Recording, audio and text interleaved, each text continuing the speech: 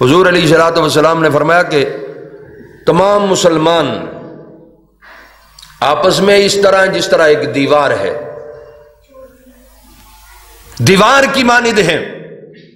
دیوار سے ایک اینٹ نکال لی جائے، ایک پتھر نکال لیا جائے، ایک بلاک نکال لیا جائے، وہ پوری دیوار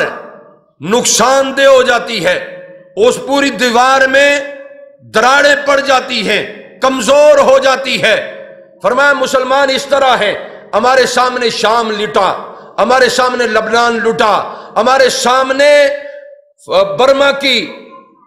عورتوں پر ظلم و ستم کیا گیا، ہمارے سامنے کشمیر پر ظلم ہوا، ہم کچھ نہیں کر سکے، ہمارے سامنے فلسطین پر ظلم ہو رہا ہے، ہم کچھ نہیں کر سکے، یہ نہ سمجھنا کہ ہماری باری نہیں ہے، اگلا آنے والا پھر نمبر ہمارا ہی ہوگا۔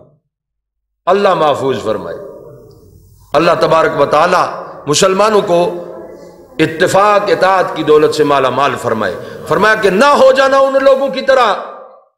جو فرقوں میں بٹ گئے تھے، جنہوں نے اختلاف کیا آپس میں، اور روشن دلائل آنے کے بعد،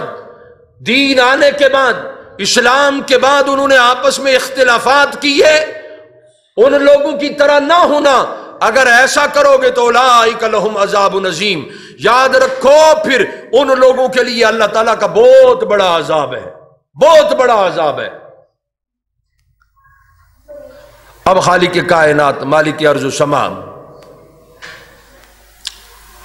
فرما رہا ہے یوم تبیض وجوہ وتسود وجوہ،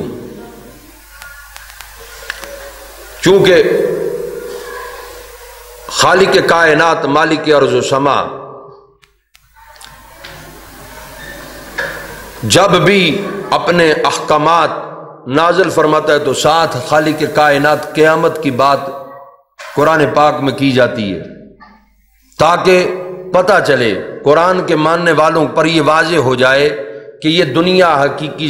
زندگی نہیں ہے، یہ فانی ہے، اس نے فنا ہو جانا ہے، ختم ہو جانا ہے۔ ہم نے دنیا کی زندگی کو حقیقی سمجھا اور صورتحال ہمارے سامنے ہے، ہم نے سمجھا کہ یہی دنیا کی زندگی حقیقی زندگی ہے، یہ فانی زندگی ہے۔ اور اقبال نے کہا تھا موت کو سمجھا ہے غافل اختتام زندگی، موت کو سمجھا ہے غافل اختتام زندگی، یہ ہے صبح شام زندگی دوام زندگی، کہ موت جو ہے یہ اختتام زندگی کا نام نہیں ہے۔ موت تو ایک پل ہے دو عالموں کے درمیان، دو جہانوں کے درمیان، عالم دنیا اور عالم برزخ کے درمیان ایک پل ہے جس کا نام موت ہے، اور اس پل سے ہر ایک نے گزرنا ہے اور گزر کر عالم برزخ میں داخل ہونا ہے، اور جب وہ عالم برزخ میں داخل ہوگا، موت کیا ہے؟ پل ہے، اور فرمایا کہ جب اس پل کو کراس کرے گا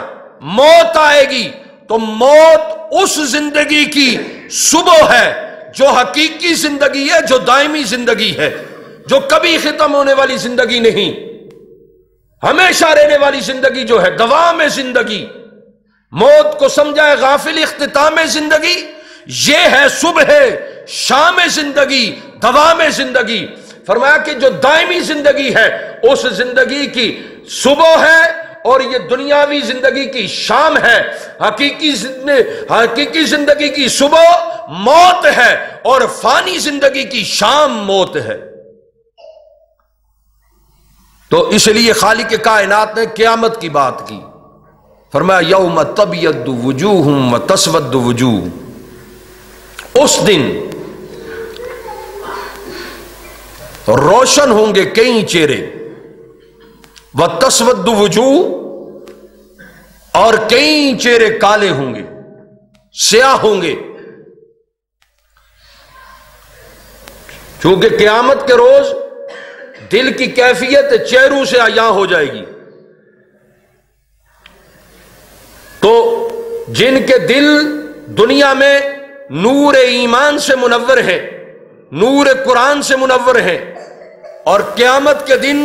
ان کے چہرے بھی روشن ہوں گے، منور ہوں گے، اور جن کے دل دنیا میں گمراہی اور تاریکی میں ڈوبے ہوئے ہیں، جن کے باطن جو ہے وہ دنیا میں سیاہ ہیں، جنہیں سچ اور جھوٹ میں فرق کرنے کی تمیز نہیں، جن کو سچ اور جھوٹ کا پتہ نہیں، جو حق اور باطل میں فرق نہیں کر سکتے، اور جو اپنے چہرے کو تو صاف ستھرا رکھتے ہیں لیکن باطن ان کا گندا ہے، فرمایا ان کی بھی کیفیت بروز محشر چہرے سے عیاں ہو جائے گی، ان کے چہرے سیاہ ہوں گے،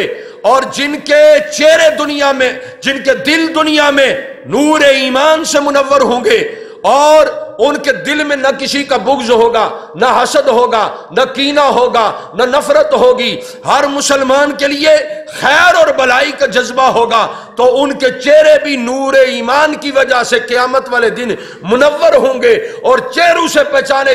جائیں گے کہ یہ مصطفیٰ کریم کے غلام آ رہے ہیں، کوئی عام نہیں آ رہے۔